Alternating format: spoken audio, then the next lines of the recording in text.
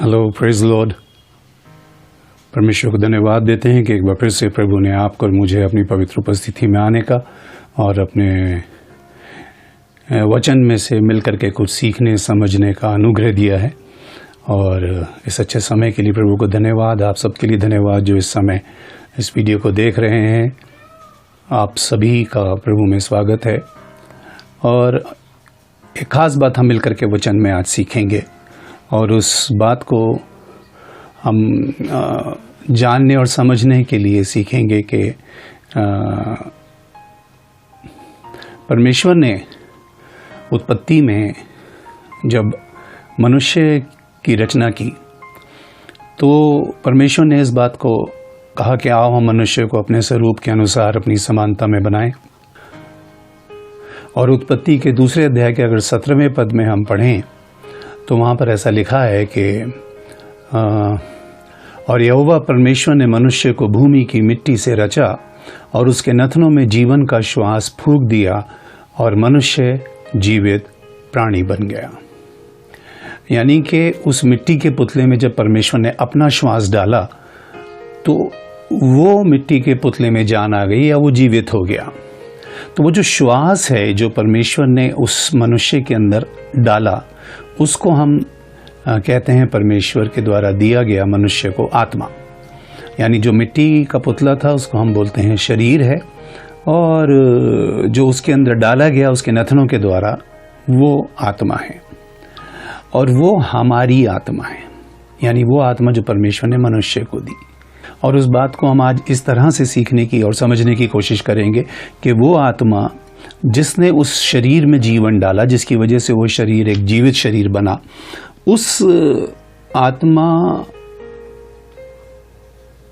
का जो उसके अंदर जो एक सामर्थ थी, उसके अंदर जो एक ताकत थी, उसके अंदर जो एक शक्ति थी, उसके अंदर जो एक बल था, वो धीरे धीरे घटता चला गया, क्योंकि मनुष्य पाप के कारण परमेश्वर की उपस्थिति से अलग हो गया।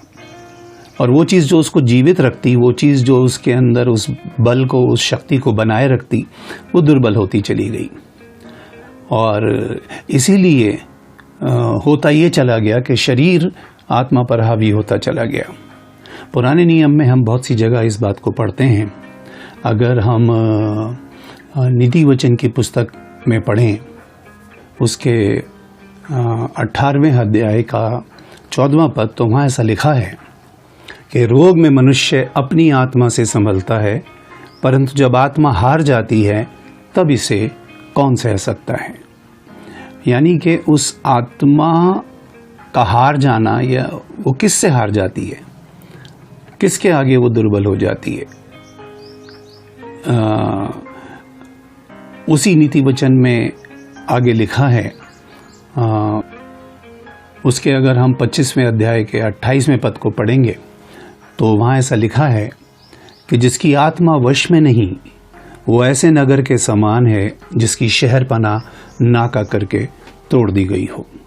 यानी कि वो आत्मा जिसके ऊपर परमेश्वर ने मनुष्य को एक कंट्रोल दिया था, यानी कि वो आत्मा जो उसका अपना था, जिसके ज़रिए वो परमेश्वर की उपस्थिति में रहता था या उन सारे कामों को कर पाता था उसके बल के द्वारा या उसकी ताकत के द्वारा, वो कहीं ना कहीं उसके वश से बाहर हो गया।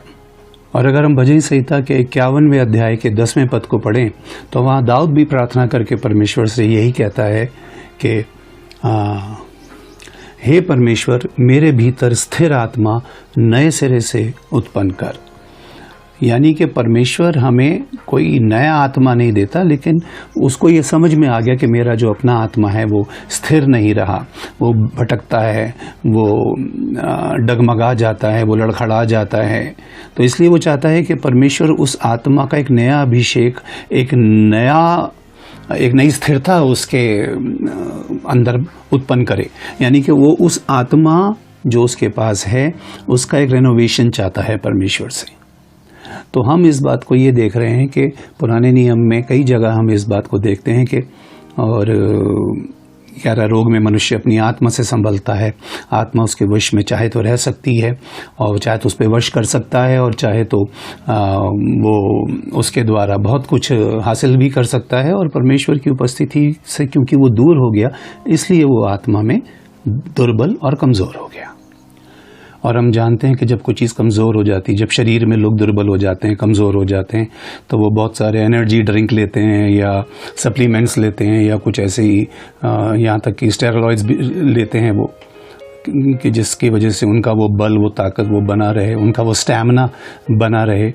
तो इसी तरह से अब शरीर के लिए तो बहुत सारी चीज़ें अवेलेबल है। सवाल यह है कि जो आत्मा दुर्बल और निर्बल हो चुका है या हो गया था, उसका ऑल्टरनेट क्या है, उसके लिए फिर परमेश्वर क्या इंतज़ाम करेगा, या उसके लिए हमारे पास क्या ऐसी चीज़ है जो हमारी आत्मा को, जो कि कमज़ोर हो चुकी है, दुर्बल हो चुकी है। और क्योंकि वो दुर्बल और कमज़ोर है, इसीलिए दुष्ट उस आत्मा पे कब्ज़ा करने के लिए हमेशा तैयार रहता है। इसीलिए वो चाहता है कि मनुष्य को अपने कब्जे में करे, चाहे वो उस दुष्ट आत्माओं के ज़रिए करे। वो बहुत सारी चीज़ों को हथकंडे अपनाता ताकि आपकी उस दुर्बलता का फ़ायदा उठा सके, आपकी उस कमज़ोरी का फ़ायदा उठा सके। एक उदाहरण हम पुराने नियम में पढ़ते हैं, न्यायियों की पुस्तक में। हम एक शिमशोन नाम के व्यक्ति के बारे में पढ़ते हैं, और शिमशोन एक ऐसा व्यक्ति था जिसको परमेश्वर ने शुरू से ही एक बहुत ताकतवर व्यक्ति बनाया था। और उसने कहा था, क्योंकि ये परमेश्वर का नाज़ीर है, इसके सर पे कभी छुरा मत फेरना, इसके बाल मत कटवाना। लेकिन वो ऐसे पाप में गिर गया। उसकी पूरी स्टोरी आप और मैं जानते हैं। वो ऐसे पाप में गिर गया, और उसके बाद ऐसा हुआ कि जब उस पाप में गिरने के बाद उसके बाल काट दिए गए, उसकी दोनों आंखें फोड़ दी गई, तो उसका एक तमाशा बन गया। और उसको ले जा करके एक ऐसे स्टेडियम में खड़ा कर दिया गया कि लोग उस पर हंस रहे हैं और उसका मजाक उड़ा रहे हैं। और उसको पता है कि मेरे शारीरिक जो ताकत है वो जाती रही। अब एक ही चीज़ है जो उसको बचा सकती थी। और अगर आप न्यायियों के पुस्तक के 16वें अध्याय का अगर आप 28वां पद पढ़ेंगे तो वहाँ ऐसा लिखा है, तब शिमशोन ने यह कहकर यहोवा की दुहाई दी कि हे प्रभु मेरी सुधि ले, हे परमेश्वर अब की बार मुझे बल दे कि मैं पलिस्तियों से अपनी दोनों आंखों का एक ही पलटा लूं। यानी कि उसने परमेश्वर से वो ताकत मांगी, वो बल जो कि ऊपर से मिल सकता था उसको। उसका अपना बल जाता रहा, उसकी अपनी ताकत जाती रही, उसकी अपनी शक्ति जाती रही। इस बात को आज ध्यान से समझने की कोशिश कीजिएगा। मैं बहुत सीरियस बात आज आपसे करने के लिए जा रहा हूँ। तो जितने भी लोग इसको देख रहे हैं, मेहरबानी से अगर आपके पास अपनी बाइबल इस समय है तो ज़रूर से ले लें, या जो भी मैं आपको आयतें बता रहा हूँ उनको लिख ज़रूर लीजिएगा। कि उस समय उसको एक बात समझ में आ गई कि मेरी शरीर की जो ताकत थी, जो शक्ति थी, जो मेरा बल था, वो जाता रहा। अब उसने परमेश्वर से ऊपर से बल मांगा, और उसके बाद हम जानते हैं कि जब परमेश्वर ने उसको वो बल ऊपर से दिया तो उसने वो दोनों पिलर्स जिसके साथ वो बंधा था उनको गिरा दिया, और बहुत सारे लोगों को वो अपने साथ ले मरा। लेकिन वो ताकत उसको ऊपर से मिली, वो सामर्थ्य उसको ऊपर से मिला। नए नियम में हम पढ़ते हैं, प्रभु यीशु मसीह ने यूहन्ना रचित सुसमाचार के 3 अध्याय के 31 पद में ऐसा कहा। प्रभु ने बोला, जो ऊपर से आता है वो सर्वोत्तम है। यानी उसके पास शक्ति तो थी, उसके पास बल तो था, उसके पास ताकत तो थी, लेकिन उसके पास वो सामर्थ्य नहीं था जिसकी उसको उस समय ज़रूरत थी। इसलिए उसने मांगा और वो ऊपर से आया। तो हमें समझना ये है कि शारीरिक तौर पे या दुनियावी तौर पे, सांसारिक तौर पे हमारे पास आप यूँ समझ लीजिए कि ताकत कितनी भी क्यों ना हो, हमारे पास बल कितना क्यों ना हो, हमारे पास शक्ति कितनी ही क्यों ना हो, लेकिन अगर हमारे पास वो सामर्थ्य नहीं है जो परमेश्वर हमें देता है, तो मैं सोचता हूँ हम किसी भी तरीके से अपने ना तो खुद के जीवन में सामर्थ्य बन सकते हैं, और ना ही हम अपने जीवन से जुड़ी हुई चीज़ों के ऊपर कंट्रोल रख सकते हैं। जकरिया नबी के 4 अध्याय के 6 पद में लिखा है कि ना तो बल से ना शक्ति से, लेकिन परमेश्वर कहता है कि सिर्फ मेरे आत्मा के द्वारा यह होगा। ये सिर्फ मेरी आत्मा के द्वारा होगा। नए नियम में आके प्रभु यीशु मसीह ने बहुत बार उस आत्मा का, उस सामर्थ्य का जिक्र किया। अगर हम यूहन्ना के 14वें अध्याय में अगर हम पढ़ते हैं तो वहाँ यूहन्ना रचित सुसमाचार 14वें अध्याय का 16 और 17 पद में प्रभु यीशु मसीह ऐसा कहते हैं, और मैं पिता से विनती करूंगा और वो तुम्हें एक और सहायक देगा कि वो सर्वदा तुम्हारे साथ रहे, अर्थात सत्य का आत्मा, और वो तुम में होगा। और उसके 26वें पद में ऐसा लिखा है, परंतु सहायक अर्थात पवित्र आत्मा जिसे पिता मेरे नाम से भेजेगा वो तुम्हें सब बातें सिखाएगा और जो कुछ मैंने तुमसे कहा है वो सब तुम्हें स्मरण कराएगा। और उसी यूहन्ना रचित सुसमाचार के 16वें अध्याय के 13 और 14 पद में हम पढ़ेंगे तो वहाँ ऐसा लिखा है, परंतु जब वो अर्थात सत्य का आत्मा आएगा तो तुम्हें सब सत्य का मार्ग बताएगा और आने वाली बातें तुम्हें बताएगा, वो मेरी बातों में से लेकर के तुम्हें बताएगा। और आप और हम देखते हैं कि प्रभु यीशु मसीह जब इस संसार से जा रहे थे तो प्रेरितों के काम के पहले अध्याय के 8वें पद में प्रभु ने कहा, जब पवित्र आत्मा तुम पर आएगा तब तुम सामर्थ पाओगे। आज हम सीख ही रहे हैं। जो खास बात मैं आपसे करना चाह रहा हूँ वो ये है, इससे कोई फर्क नहीं पड़ता हमारे पास शरीर में ताकत कितनी है, बल कितना है, शक्ति कितनी है। सवाल ये है कि क्या हमारे पास वो सामर्थ है जो परमेश्वर जिसके जिक्र प्रभु यीशु मसीह बार बार कर रहे हैं। और यूहन्ना 14 और 16 में उन्होंने बहुत अच्छे से बताया कि जब वो आएगा वो तुम्हें मेरी बातें बताएगा, वो तुम्हें मेरी बातें सिखाएगा, वो अपनी ओर से कुछ नहीं कहेगा, जो सुनेगा वो कहेगा, वो सब सत्य के मार्ग में तुम्हारी अगुवाई करेगा। और यहाँ प्रभु कह रहे हैं जब पवित्र आत्मा तुम पर आएगा तब तुम सामर्थ पाओगे। तो सामर्थ किस लिए? वो सामर्थ आफ्टर ऑल हमें चाहिए किस लिए? हमें सीखना और समझना ये है कि वो हमारी आत्मा जो कि दुर्बल हो चुकी है। अब इस बात को आप ऐसे समझे, प्रभु ने वहाँ पर उसके लिए जो शब्द इस्तेमाल किया वो है सहायक, यानी सहायक आएगा। तो वो जो सहायक आएगा वो सहायक किसकी सहायता करेगा? सीखना हमें ये है कि पवित्र आत्मा की सहायता करता है। वो हमारे शरीर में बल देने के लिए नहीं आया। इसलिए इससे कोई फर्क नहीं पड़ता कि आप कितने दुर्बल हैं, शरीर में कितने कमजोर हैं, लेकिन अगर परमेश्वर का सामर्थ्य आपके पास है, क्योंकि वो आपको आत्मा में बल, आपकी आत्मा को बूस्टअप करने के लिए आया, वो आपकी आत्मा को ताकत देने के लिए आया है। आत्मा की ही सहायता करेगा। आज बहुत से लोग कह रहे हैं कि हमें पवित्र आत्मा के सामर्थ्य की आवश्यकता नहीं है। वो कह रहे हैं हमें ये सहायक नहीं चाहिए, उसके बगैर ही उनका काम चल रहा है। उनके पास बहुत सारे बहाने करने के लिए कि वो एक समय था जब किसी को मिला करता था या अब किसी को नहीं मिलता, वो चेलों को ही मिलना था, मिल चुका है। और मैं सोचता हूँ कि बहुत सारे लोग तो बिना पवित्र आत्मा के ही खड़े हो जाते हैं लोगों को बताने के लिए कि हम आपको बताएं। और बताएंगे भी क्या? सोच के देखिए, किन लोगों को बता रहे हैं, क्या बता रहे हैं? क्योंकि जब आप पवित्र आत्मा, प्रभु ने कहा वो बताएगा, वो सिखाएगा, वो तुम्हें समझाएगा, लोग कह रहे हैं वो सहायक हमें चाहिए ही नहीं। जिसको कोई भी अनुभव नहीं हुआ परमेश्वर के आत्मा का या उस पवित्र आत्मा की सामर्थ का, तो वो वैसे ही खड़ा हो जा रहा है। और सुनाएंगे भी किसको, जिनके पास सुनने वाले शायद कान ही नहीं है। ये बहुत से लोग इस समय शायद मैं सोचता हूँ अपनी एक हसरत को पूरी कर रहे हैं कि जिनको शायद कभी मौका नहीं मिल पा रहा था बोलने का, बताने का, वो लोगों को खड़े होकर बता रहे हैं आओ हम आपको बताएं, हमारी सुनो। और सुनाएंगे भी क्या? वही जो कहीं किसी से सुनी सुनाई सुना देंगे, या किसी सीडी से आपने सुन लिया, या किसी मैगजीन से सुन लिया, किसी वीडियो में देख लिया आपने, या कहीं से कॉपी पेस्ट कर लिया आपने, या फिर मैं सोचता हूँ कि कोई किताब है। आजकल तो बतेरी किताबें हैं कि इसके ऊपर 100 संदेश कलीसिया में दिए जाने वाले 150 संदेश, आप किताब खरीदे, संदेश तैयार है। या बहुत से लोग इस्तेमाल करते हैं, क्या बोलते हैं उसको, एक बाइबल टीका, कॉन्कॉर्डेंस। तो उसमें कोई भी आप एक टॉपिक डाल लीजिए, उत्पत्ति से लेकर प्रकाशित वाक्य तक आपको सारी आयतें मिल जाएंगी। 8-10 आयतें आप उसमें से छांट लीजिए, वचन आपका तैयार हो गया, प्रचार तैयार। और आजकल तो इंटरनेट से डाउनलोड कर लें, बहुत आसान है। क्योंकि उसके लिए परमेश्वर से संपर्क की जरूरत नहीं है, उसके लिए यहाँ दिमाग लगाने से काम चल जा रहा है। मैं सोच रहा हूँ कि आखिर इतनी भी क्या ऐसी बात है, ऐसी क्या जल्दी है? क्यों आप इंतजार नहीं कर सकते उस बात के लिए?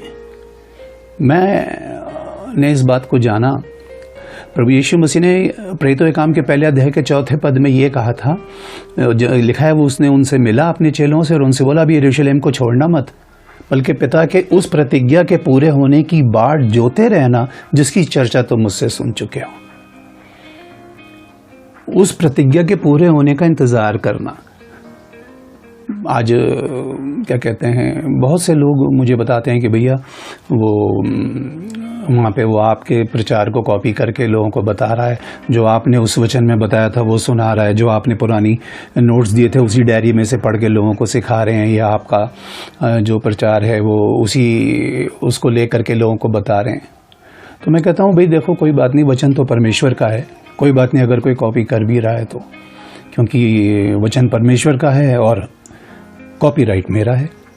कॉपीराइट का मतलब है you have right to copy, आप उसे कॉपी कर सकते हैं।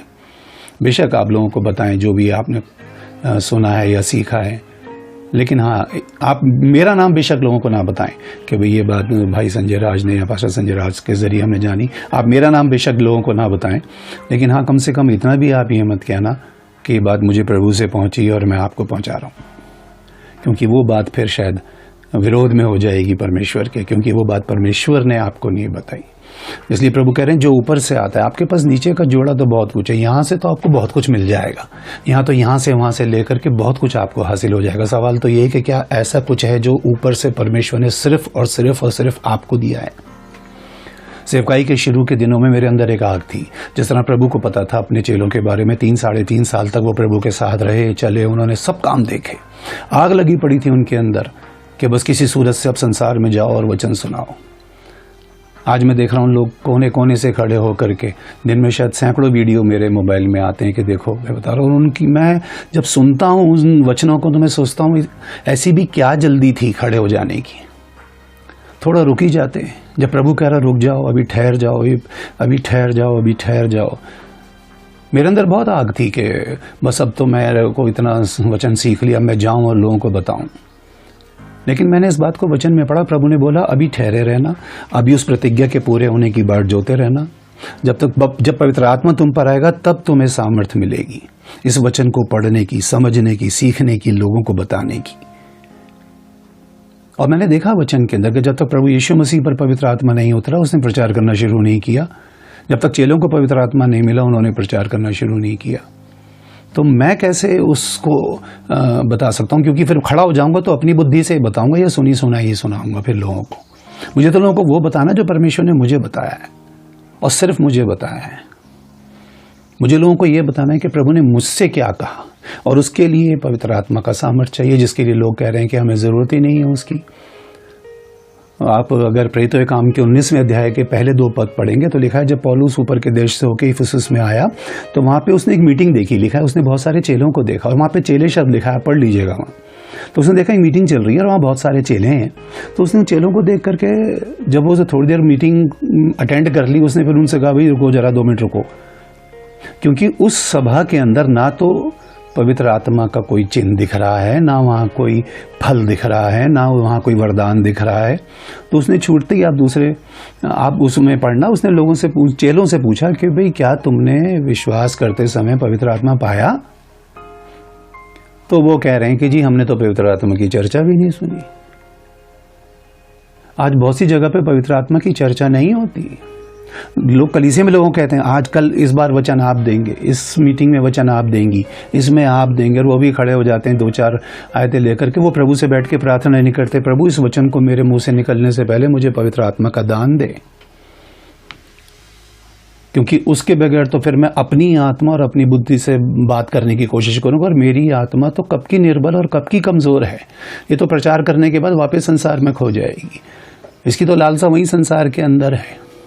यहाँ मैं 2 मिनट, 10 मिनट, 20 मिनट खड़े होकर थोड़ा सा आत्मिक बन करके लोगों के सामने लोगों को बता दूंगा कि वचन क्या कह रहा है, बाइबल क्या कह रही है। बाइबल तो लोग सालों से पढ़ रहे हैं। बाइबल तो लोग प्रभु यीशु मसीह के आने से पहले भी पढ़ते थे, वो किताबें पहले भी पढ़ी जाती थी। लेकिन जब चेलों ने प्रभु के साथ वो समय बिताया, उसके बाद उनके अंदर जो उन्होंने देखा, अनुभव किया, प्रभु ने उनसे कहा मैं जानता हूं कि तुम्हारे अंदर एक आग लगी, लेकिन ये वचन तुम संसार के, तुम्हें जाना यरूशलेम, यहूदिया, सामरिया और फिर पृथ्वी के छोर तक। तो प्रभु ने बोला वहां तक जाने के लिए तो जहां तक तुम्हें मेरे गवाह बनना है, उसके लिए तुम ठहरे रहना। जब पवित्र आत्मा तुम पर आएगा तब तुम सामर्थ पाओगे। आज चर्चा ही नहीं होती वहाँ पे, कितनी मंडलियों में चर्चा नहीं होती। हम कितने कलीसियाओं में गए प्रचार करने के लिए, वहाँ के जो याजक हैं या जो पास्टर लोग हैं वो हमसे पहले कह देते हैं कि पास्टर साहब आप बपतिस्मे पे प्रचार मत करना, आप पवित्र आत्मा पे प्रचार मत करना, आप, और वो कह देंगे कि आप नए जन्म पे प्रचार मत करना। तो फिर नए नियम की कलीसिया को किस चीज़ पे प्रचार करें, क्या बताएं उनको? आत्मिक वरदानों के बारे में पौलुस कई जगह कहता है आत्मिक वरदानों की धुन में रहो।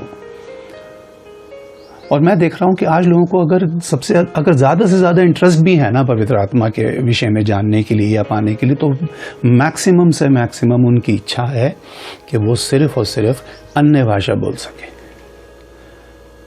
उनकी दौड़ बस ये कि किसी सूरत से अन्य भाषा बोल लो, और अन्य से इसी जगह पे भी बोल रहे हैं, जहाँ पे ज़रूरत नहीं वहाँ भी बोल रहे हैं। कई लोग तो अन्य भाषा ऐसे बोलते हैं जैसे कि शायद पवित्र आत्मा दिखा रहे हों। अन्य भाषा लोगों के सामने प्रगटीकरण करने के लिए, दिखावे के लिए नहीं दिया गया है हमें। करंथियों को लिखते हुए पौलुस कहता है जो अन्य भाषा में बातें करता है वो अपनी उन्नति करता है। तो लोग तो बस वो अन्य, और मैं देख रहा हूँ कई जगह तो लोगों को अन्य भाषा बोलना सिखा रहे हैं। कितने लोगों ने मुझे बताया भैया वहाँ पे हम गए, वो कह रहे अन्य भाषा सीखो। मैं सीखो? बोले हाँ। मैं कैसे? बोलो लाबा लाबा लाबा लाबा ला, बहुत देर तक बोलते रहो, कोई राबाशा बोलते रहो। मैं अभी पिछले दिनों एक वीडियो मैं देख रहा था, तो वहाँ पे उसमें एक व्यक्ति था और वो अपनी मोबाइल के स्क्रीन पे हाथ मार के बार बार कह रहा है अन्य भाषा लो, रिसीव करो, अन्य भाषा रिसीव करो। मैंने अपनी वाइफ को बुलाया और मैंने कहा ये देखो, आज से 25 साल पहले अगर ये वीडियो हमें मिल जाता तो बेकार ही हमने प्रभु के आगे घुटने रगड़े, बेकार ही हमने उपवास प्रार्थना की। हमें पता होता ऐसे बढ़ रही है तो हम तुम कलीसिया के लोग बेकार ही प्रभु से लड़े और हमने बेकार प्रभु के आगे घुटने रगड़े। अगर ऐसी बढ़ रही है तो बढ़ रहा है पवित्र आत्मा, अन्य भाषा ले लो, क्योंकि अन्य भाषा से आगे कोई जाना ही नहीं चाहता। वो कहीं नहीं सोचते कि ये चिन्ह हम में प्रकट हों, ये फल हम में से दिखें। आत्मा के फलों के विषय में आप जानते हैं, आत्मा के वरदानों के विषय में जानते हैं। कितने वरदान पाए आपने? प्रचार, हर किसी से पूछो क्यों चाह रहे हो कि मैं प्रभु की सेवा का क्या मतलब? मैं प्रचार कर रहा हूँ। सब सेवा का एक ही मतलब रह गया, प्रचार करना। प्रचार किसको कर रहे हैं? जो सालों से सुनते आ रहे हैं। किसको बता रहे हैं? जिनको आपसे ज्यादा पता है। और पवित्र आत्मा की वहाँ कोई बात नहीं होती, वहाँ पवित्र आत्मा का कोई प्रकटीकरण नहीं। इसलिए पौलुस को वो मीटिंग रोकनी पड़ी, कह रहा रोको भाई, वो तो तुम चेले ही थे वो, लेकिन वहाँ उनके बीच में ना पवित्र आत्मा का कोई काम दिख रहा है, ना कोई वरदान दिख रहा है, ना कुछ दिख रहा है। तो इसलिए वो उनसे कह रहा है कि भाई इसको रोको और जरा प्रार्थना इस बात की करो कि परमेश्वर तुम्हें वो अपना आत्मा का सामर्थ्य दे। आप जब प्रेरितों के काम के 2 अध्याय के 4 पद में अगर आप पढ़ेंगे तो लिखा जिस दिन पवित्र आत्मा आया या जब पवित्र आत्मा उतरा उन लोगों पर जो कि वहाँ उस कमरे में थे, तो लिखा वो सब के सब पवित्र आत्मा से भर गए। इसलिए आप जानते हैं कि प्रभु ने कहा यूहन्ना 14 में, अभी मैंने आपको पढ़ाया, तो प्रभु ने कहा वो तुम में होगा। देखें, पवित्र आत्मा का आपके आसपास रहना अलग बात है और पवित्र आत्मा से भर जाना अलग बात है। ये बिल्कुल ऐसी है कि आप एक बॉटल लें और उसका कॉर्क बंद करके उसको पानी में फेंक दें तो बॉटल एक ही बात कहेगी कि मैं पानी में हूँ। लोग आपसे कहते हैं परमेश्वर आपके आसपास चल रहा है, आप आत्मा की अगुवाई में चल रहे हैं, पवित्र आत्मा हमारे साथ है, प्रभु हमारे साथ है, उसका अभिषेक हम पर है। तो ये बिल्कुल इस तरह है कि खाली बोतल कह रही है कि मैं पानी में हूँ, लेकिन अगर आप उसका कॉर्क हटा देते हैं तो मैं सोचता हूँ वो सारा का सारा पानी उसके अंदर आ जाता है। और तब वो बोतल ये नहीं कहती कि मैं पानी में, वो कहती पानी मुझ में है। तो उससे भर जाना लिखा है वो प्रेरितों के काम 2:4 में, वो सब के सब पवित्र आत्मा से भर गए।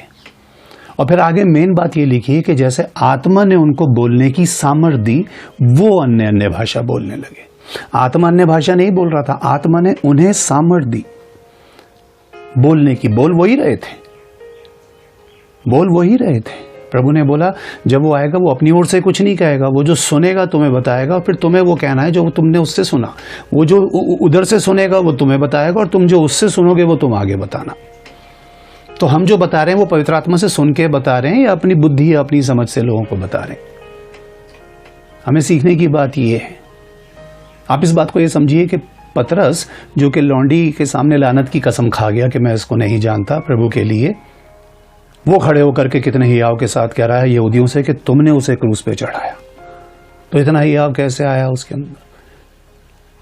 क्योंकि उस आत्मा ने उस समय बोल तो पतरस रहा है, लेकिन हियाव और सामर्थ और बोलने के लिए शब्द, अनुग्रह, अभिषेक कौन दे रहा है उसको? वो परमेश्वर का आत्मा। अब इससे आगे एक और बात मैं आज आपके साथ बांटना चाहता हूं और इस बात को प्लीज ध्यान से सुनिएगा और समझने की कोशिश कीजिएगा। हम पढ़ेंगे गलातियों की पत्री और उसका 5वां अध्याय और उसका 17 पद, और वहां इस तरह लिखा है, क्योंकि शरीर आत्मा के विरोध में और आत्मा शरीर के विरोध में लालसा करती है और ये एक दूसरे के विरोधी हैं, इसलिए कि जो कुछ तुम करना चाहते हो वो ना करने पाओ। अब हम इस बात को ध्यान से समझेंगे कि हमारे पास शरीर भी है और आत्मा भी है और ये एक दूसरे के विरोधी हैं और ये हमेशा एक दूसरे के विरोध में लालसा करते हैं। अब चूंकि हमारी आत्मा दुर्बल हो गई इसलिए शरीर इस पे हमेशा हावी रहता है, इसकी इच्छाएं, इसकी लालसाएं, इसकी जो भी ख्वाहिशें हैं, इसकी जो भी हसरतें हैं, इसकी जो कुछ भी इसको चाहिए, आत्मा की नहीं सुनता, ही आत्मा पे हावी हो जाता है। इसलिए उस आत्मा को बूस्टअप करने के लिए, उस आत्मा को सामर्थ्य देने के लिए ही हमें परमेश्वर का आत्मा चाहिए। इसीलिए रोमियो के 8वें अध्याय में पौलुस कहता है कि अगर तुम आत्मा के अनुसार चलोगे तो फिर शरीर की क्रियाओं को मारोगे या उसके अनुसार फिर नहीं चलोगे। तुम्हें उस आत्मा को बलवंत करना है। अब अपनी आत्मा को मैं बलवंत नहीं कर सकता, इस बात को ध्यान से समझिएगा। वचन हमारी मदद करता है, इसलिए प्रभु ने बोला मैं पिता से विनती करूंगा, वो तुम्हें एक और सहायक देगा। यानी एक सहायक तो तुम्हारे पास है, ये वचन है जो तुम्हारे पांव के लिए दीपक और मार्ग के लिए उजियाला है। ये तो तुम्हारे साथ है और रहेगा, लेकिन इसके साथ साथ तुम्हें सामर्थ्य भी तो चाहिए इसको पढ़ने की, सुनने की, समझने की, जानने की और फिर इसके अनुसार चलने की। और अगर कहीं ये लालसा है कि चलो मैं भी खड़े होकर के लोगों को बताना शुरू कर दूं, तो उसके लिए तो बहुत सामर्थ्य चाहिए, क्योंकि फिर दुष्ट के संसार के अंदर एक बहुत बड़ा हलचल मच जाएगी। और अगर उसको ये बात पता है कि आप आत्मा में कमजोर है तो वो कहीं भी गिरा देगा, कहीं भी फंसा देगा, कहीं भी आपको आपकी स्थान से डगमगा देगा। तो ये शरीर और आत्मा की लड़ाई के अंदर आपको सामर्थ्य चाहिए, क्योंकि ये दोनों एक दूसरे के विरोधी हैं। और इसलिए 1 कुरिन्थियों 4 अध्याय के 20वें पद में पौलुस कहता है कि परमेश्वर का राज्य बातों में नहीं परंतु सामर्थ्य में है। सवाल ये नहीं कि आपके पास कितना धन है, दौलत है, कितनी आपके पास बाइबल की नॉलेज है, आपके पास बाइबल रटी पड़ी है, आपने कितने प्रचार सुने करे, या क्या आपके पास संसार का ज्ञान है। सवाल यह है आपके पास कुछ ऐसा भी है जो ऊपर से आया। प्रभु ने बोला जो ऊपर से आता है वो सर्वोत्तम है। आगे पढ़ेंगे तो लिखा है जो पृथ्वी से आता है वो पृथ्वी की बातें करता है। और आज भी बहुत से लोग प्रचारों में मैं सुन रहा हूँ और मैं सोचता हूँ क्या जल्दी थी इनको इतनी कि भाई खड़े होकर के लोगों को बताएं। कोई तो सिर्फ पैसे ही मांग रहा है, कह रहा है बीजने का समय है, बीजो बीजो बीजो, कुछ और भी तो बताओ। ये तो लोग सालों से सुनते आ रहे हैं। कुछ ऐसा जो प्रभु ने आपको दिया है, कुछ ऐसा जो परमेश्वर ने सिर्फ आपसे कहा है। ये तो हर कोई दूसरा आदमी कह रहा है,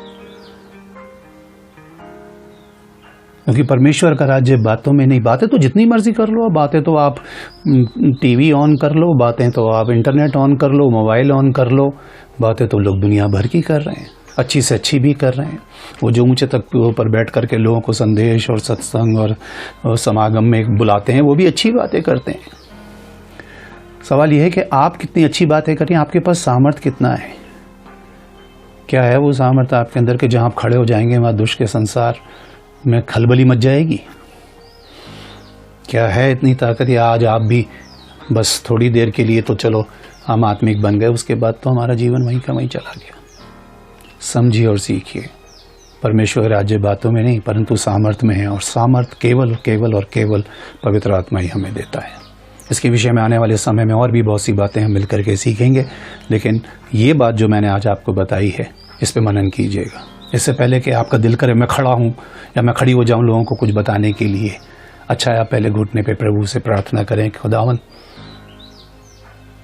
जब पतरस ने पहला प्रचार किया, लोग कह रहे हैं हम क्या करें, उसने बोला मन फिराओ और तुम में से हर एक प्रभु यीशु मसीह के नाम में बपतिस्मा ले तो तुम पवित्र आत्मा का दान पाओगे।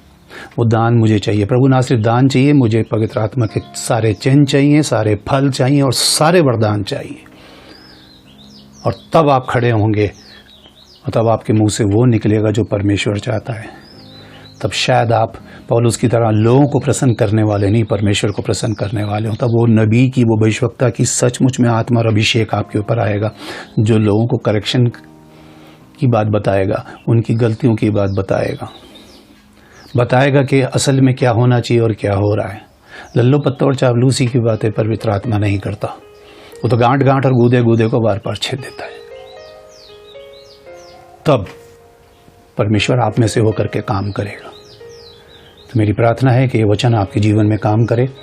अगर ये आपको पसंद आया हो तो इसकी आयतों को नोट करें, बार बार पढ़िए।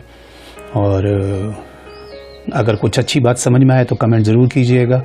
और अगर आपको लगता है कि इस वचन ने आपसे कुछ बात की है तो जितने भी आपके मित्र हैं, संबंधी हैं, उनके साथ ज़रूर इसको शेयर कीजिए। हमारे साथ जुड़े रहें और प्रभु ने चाहा तो आने वाले समय में और बातें हम मिलकर के सीखेंगे। तब तक अपना ख्याल रखिए, अपने परिवार के साथ रहिए, सतर्क रहिए, सुरक्षित रहिए और घर में रहिए, अपने आसपास सफाई रखिए, प्रभु के साथ प्रार्थना में लवलीन रहिए। हमारे लिए भी प्रार्थना कीजिए, हम आपके लिए प्रार्थना करते रहेंगे। और प्रभु ने जीवन दिया और उसकी इच्छा रही उसके आने में यदि समय है तो फिर एक बार हम आमने सामने होंगे और मिलकर के वचन में से कुछ और बातें जानेंगे, समझेंगे और सीखेंगे। तब तक के लिए प्रभु का अनुग्रह, उसकी दया, उसकी करुणा आप पर और आपके पूरे परिवार पर बनी रहे, यही मेरी प्रार्थना है। सब बातों में प्रभु आपको आशीष दे। धन्यवाद।